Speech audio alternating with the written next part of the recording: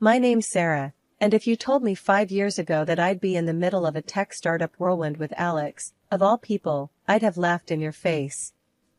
Alex and I met in college, in one of those highfalutin business courses, where everyone thinks they're the next big thing. From the get-go, Alex and I were at each other's throats, competing for grades, internships, you name it. Think you can beat my presentation, Sarah? Alex would tease, leaning against the classroom door with that annoying smirk. Watch me, Alex. I'm not just going to beat it, I'm going to make you wish you never stepped up. I'd fire back, my words a mix of jest and determination. That was our thing, always pushing each other to be better, but never admitting it was actually helpful. It wasn't until a group project forced us to work together that things shifted. We found our rhythm, a balance between his bold ideas and my attention to detail. One night, while cramming for the project, we ended up sharing more than just notes. You know, Sarah, I always thought you were just a pain in my ass. But you're actually kinda brilliant, Alex confessed, his guard down for once, as we sat amidst a sea of papers and empty coffee cups. Kinda brilliant? Please, I'm the best thing that's happened to this project. But yeah, you're not too shabby yourself, Alex, I said, the words feeling foreign but honest. That project was a turning point. Our bickering turned into brainstorming sessions, and before we knew it, we were more than just competitors or even friends. We were in love, talking about futures and dreams in a way neither of us had dared before. One evening, just as the sun was setting, casting a golden glow over the campus, Alex turned to me with an idea. What if we don't just dream about making something of ourselves? What if we actually do it? Together? You mean, start a company? You and me? I asked, the idea sounding crazy but thrilling. Yeah, why not? We make a good team, Sarah. We could make this work, Alex said, his eyes alight with the kind of passion I'd come to admire. I couldn't help but laugh, the sound echoing in the emptying quad. All right, Mr. Big Shot. But if we're doing this, we're doing it my way. No half-assing it. Deal. But I'm the director, Alex quickly added, that familiar smirk returning. Fine, Mr. Director. But remember, behind every great man is a woman rolling her eyes, I quipped, our laughter mingling with the promises of the future. Fast forward to graduation, and we were married. Not just to each other, but to our dream. We poured everything we had into our startup.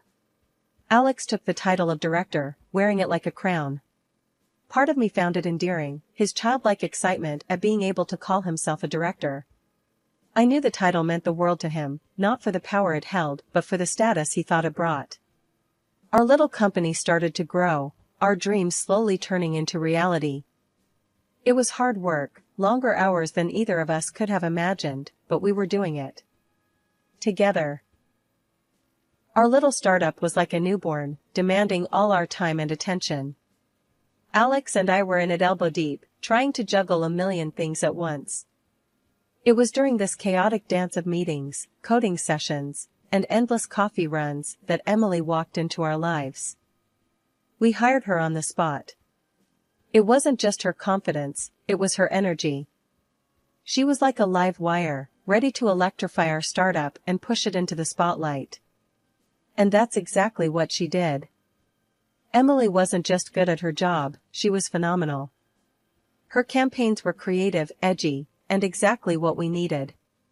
But it wasn't just her work that stood out, it was her personality. She was funny, quick-witted, and fit right into the little family we were building at the company. It was easy with Emily. She had this way of making everyone feel at ease, a magnetic personality that drew you in. But there were moments when I caught a glimpse of something else, a sort of loneliness that she masked with her humor.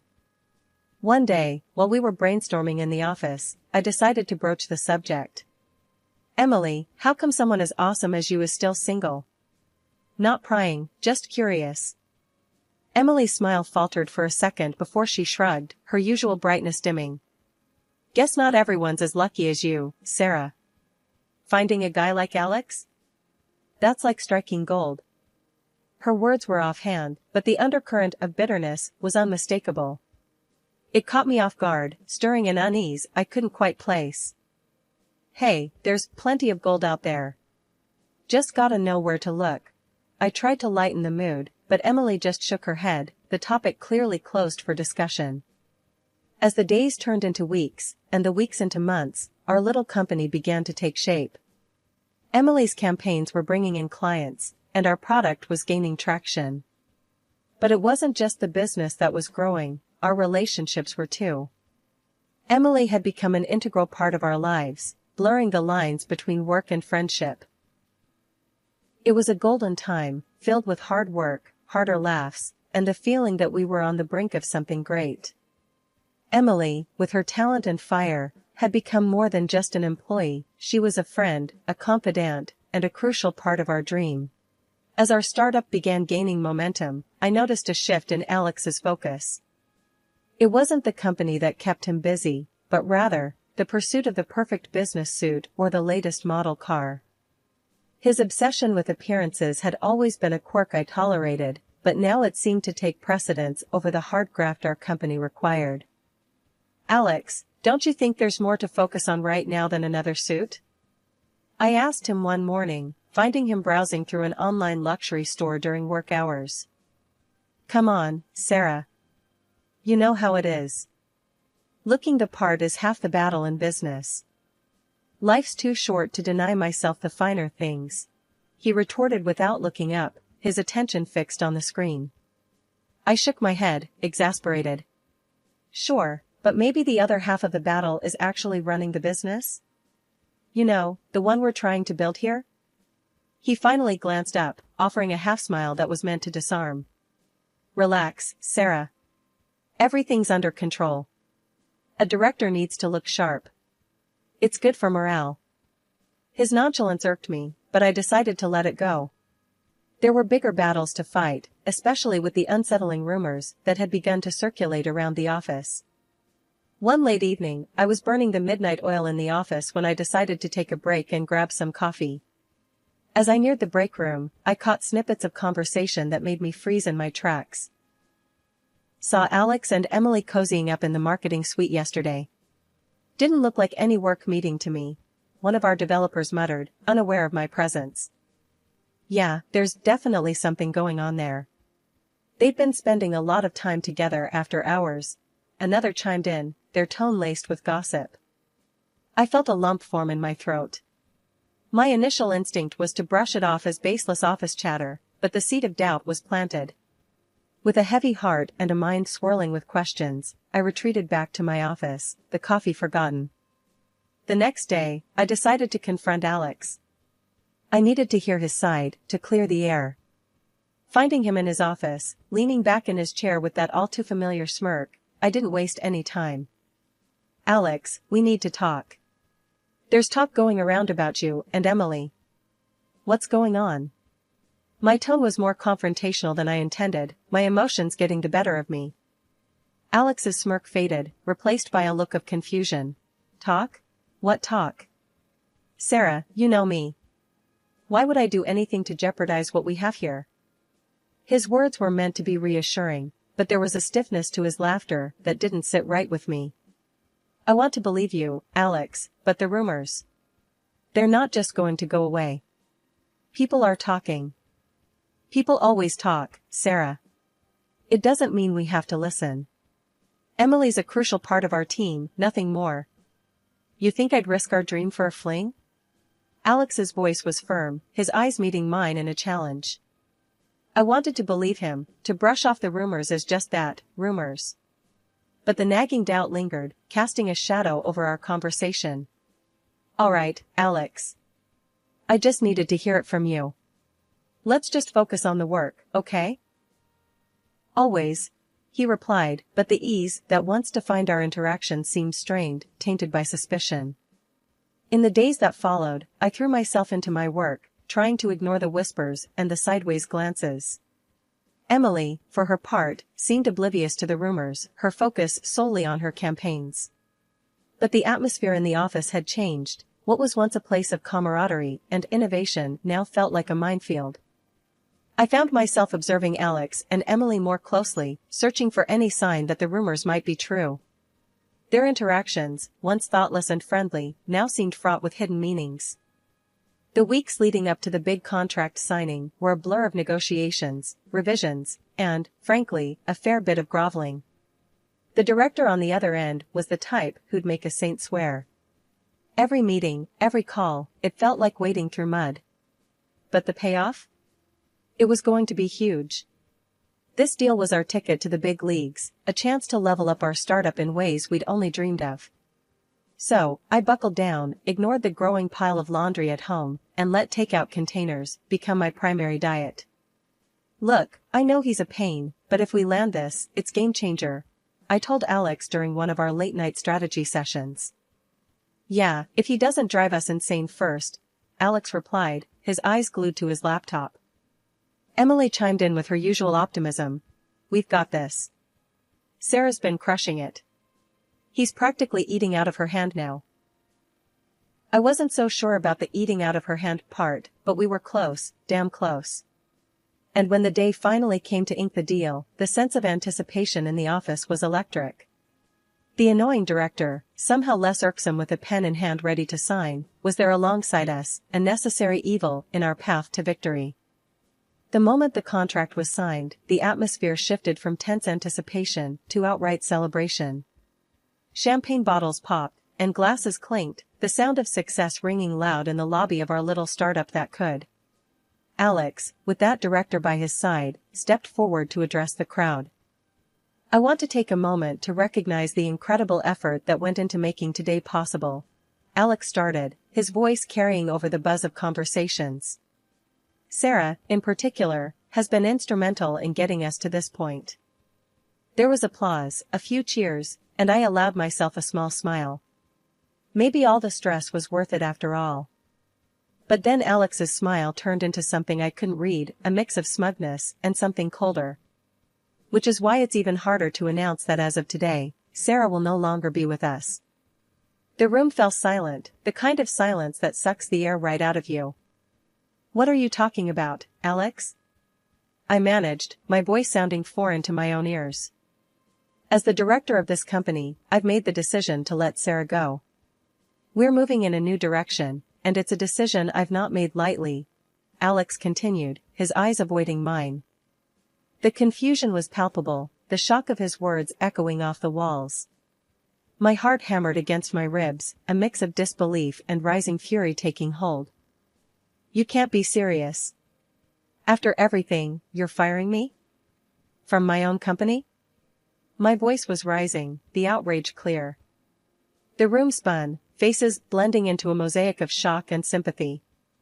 This wasn't how it was supposed to go. This deal was meant to be our triumph, not my downfall. Everyone's eyes were on us, shock painted on every face. But Alex wasn't done. With a coldness I'd never seen in him, he added. And, there's more. I'm filing for divorce, Sarah. This has been a long time coming. Before I could even process the words, Emily, the so-called friend and our advertising executive, stood up and wrapped her arms around Alex. Her laughter sliced through the silence, a sound so out of place it felt surreal. I've known Alex way before you did, sweetie. Emily gloated, her eyes locked on mine, filled with a triumph I couldn't comprehend. All this, your little dream company, was just part of our plan. You were just a stepping stone. The room spun. This was a nightmare. You planned this? My voice was barely a whisper, my mind struggling to piece together the betrayal. Alex shrugged, a smirk playing on his lips. Business is business, Sarah. We needed you to get the company off the ground, to seal the deal. And now, we're moving on. The betrayal stung, a physical pain in my chest. I stood up, my chair scraping loudly against the floor. The eyes of our employees, once filled with respect and camaraderie, now showed anger and disbelief. I can't believe you, was all I managed to say before turning to leave, my vision blurred by tears. But then, something unexpected happened. One by one, our team stood up. We're with you, Sarah. Mark, one of our developers, said firmly. We don't want any part of this betrayal. Yeah, count us out. Another joined in. We signed up to work with you, not them. Their words, their solidarity, gave me strength. I wasn't alone. As we all walked out together, Alex's voice echoed in the now empty lobby, calling out in a futile attempt to make them stay. In the end, it was just Alex and Emily left standing in the lobby of the company I built. Their victory was hollow, their future uncertain. We gathered in my small living room, a makeshift war room, surrounded by whiteboards and laptops. The air was thick with the smell of coffee and the buzz of ideas bouncing off the walls. Okay, team, we're at square one again, but that's not going to stop us. I started, my voice firm, trying to project confidence I was still mustering up. We've got the talent, the drive, and most importantly, we've got each other. Mark, ever the pragmatist, was the first to speak up. Right, we've got heart, but we also need a solid plan. What's our angle? What are we bringing to the table that's different this time? Lisa, who had always been the creative spark, jumped in. We need to innovate. Remember those ideas we thought were too out there? Now's the time to bring them to life. No holding back. The room nodded in agreement, the energy shifting from uncertainty to excitement. It was clear we were all in, ready to take risks we'd previously shied away from. And what about Alex and Emily? They're not going to take this lying down, I said, the thought of facing them again leaving a bitter taste. We focus on us, not them, Mark said firmly. We build something so good they won't be able to touch us. Let them play their games. We're here to win.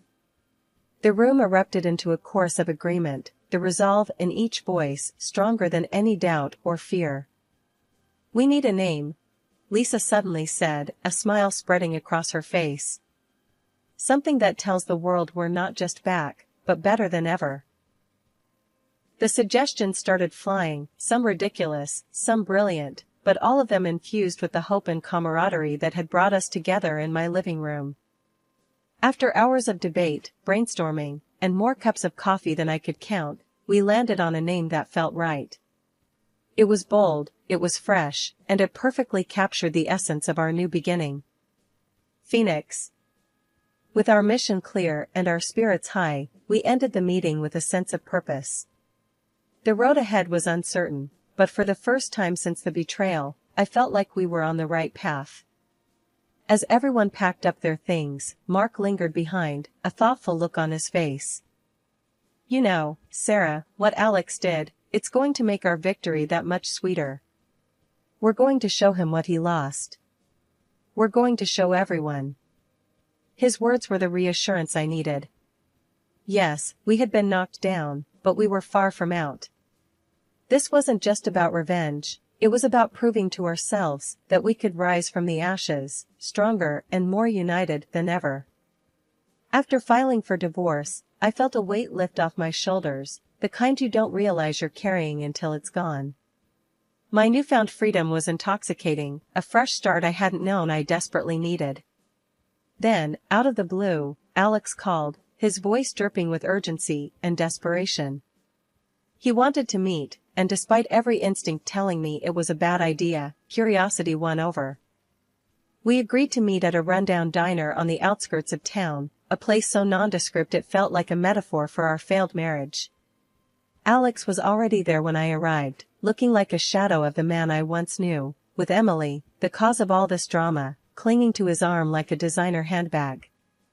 Sarah, thank you for coming, Alex began, trying to muster a semblance of dignity. We're in a bit of a bind. Emily, her eyes swollen from what I assumed were tears, chimed in with a sniffle. The deal, Sarah, the big deal we were all so happy about, it's gone. Cancelled. I couldn't help it, laughter bubbled up from within me, echoing off the dingy diner walls. Oh, let me guess, the contract that anyone could cancel within 14 days? That one? I managed between fits of laughter. Their faces were a mix of shock and embarrassment. How did you? Alex stammered, unable to finish. The director, the one you found so annoying? Turns out he has a thing against working with backstabbers, I said, my grin widening. The look of defeat on their faces was almost enough to make me feel sorry for them. Almost. Then, Alex, ever the opportunist, tried to salvage what little he could from the wreckage. Sarah, where did you get the funds for your new venture? Legally, I'm entitled to half, he said, desperation seeping through his feigned confidence. The audacity of the man was almost impressive. I laughed, harder this time, the sound bitter. Alex, dear, I've been making money long before you decided playing director suited you. I was a genius when you met me, and I'll be a genius long after you're just a footnote in my success story. Their faces were a picture of realization, the truth finally dawning on them that they had underestimated me at every turn. Standing up, ready to leave this chapter of my life behind, I looked them both in the eye. Good luck, you two. Something tells me you're going to need it far more than I ever will.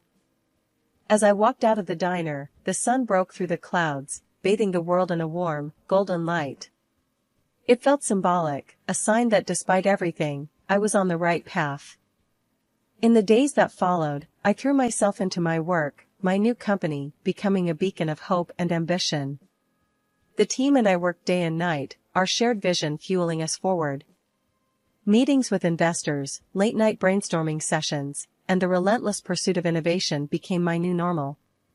Each small victory was a testament to our resilience, a middle finger to those who had tried to bring us down. One evening, as we celebrated landing a major client, the team gathered around, beers in hand, the mood light and triumphant. Mark, ever the voice of reason, raised his glass. To Sarah, the toughest boss I've ever had the pleasure of working for. You showed us what it means to rise from the ashes. The team cheered, their support and belief in me more valuable than any deal or contract. Yeah, and to think, Alex and Emily thought they could take you down, Lisa added, laughter in her voice. I smiled, my heart full. Let them think what they want. We're here, we're succeeding, and that's the best revenge we could ever have. After everything that went down, I did the only thing I knew how. I built something new from the ground up. My new company wasn't just a rebound, it was a phoenix rising from the ashes, stronger and more vibrant than anything before. And the best part? My loyal crew was right there with me, every step of the way. We even managed to lock down a deal with the same partner company that bailed on Alex and Emily, proving that integrity and hard work do pay off. One day, as we were wrapping up a team meeting in our new, buzzing office space, Mark couldn't help but bring up the latest gossip that had been making rounds. So, have you guys heard? Alex and Emily's venture tanked. They're drowning in debt. Lisa, always the one to find a silver lining, added with a smirk. Guess they learned the hard way that you can't build something lasting on lies and betrayal. I leaned back in my chair, the corners of my mouth turning up. Well, it's a tough lesson, but it looks like karma doesn't take shortcuts. The room filled with nods and murmurs of agreement. It was true, we'd come out on the other side of adversity, not just surviving, but thriving. Alright, team, let's keep our eyes on the prize. We've got a lot to do, and I'm damn proud of what we've achieved. But this is just the beginning, I said, standing up, feeling the energy of the room lift even higher. As the team dispersed back to their desks, filled with a renewed sense of purpose, I couldn't help but reflect on the journey. Starting over wasn't just about proving Alex and Emily wrong, it was about proving to ourselves that we could overcome anything. Later, as I was getting ready to leave for the day, Mark caught up with me by the elevator. You know, Sarah, seeing Alex and Emily's downfall doesn't give me as much satisfaction as seeing what we've built here. This is real success. I smiled, looking back at the office where our team was hard at work, laughter and light filling the space. You're right, Mark. This is what success looks like. Not the failure of others, but the triumph of our own spirit. Stepping into the elevator, I hit the button for the ground floor. As the doors closed, I felt a sense of accomplishment wash over me. My new company was more than just a business, it was a testament to resilience, to the power of starting over, no matter the odds. And as for Alex and Emily? Well, their fate was a stark reminder that shortcuts and deceit never lead to lasting success. The real victory was here, in the hard work, the late nights, and the unbreakable bond of a team that had weathered the storm together.